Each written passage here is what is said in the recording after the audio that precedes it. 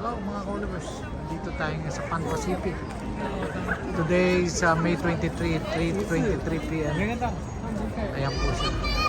Si Discovery Princess Luxury Liner. Ayan po siya. Napakaganda niya.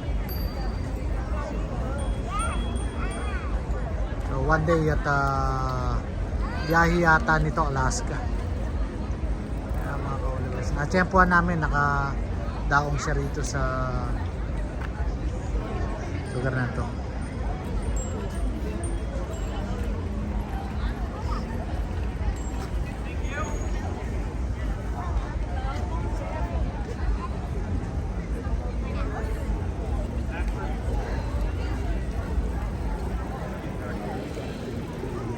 Okay, mga ka-Olivers, thank you for watching. Please share and like.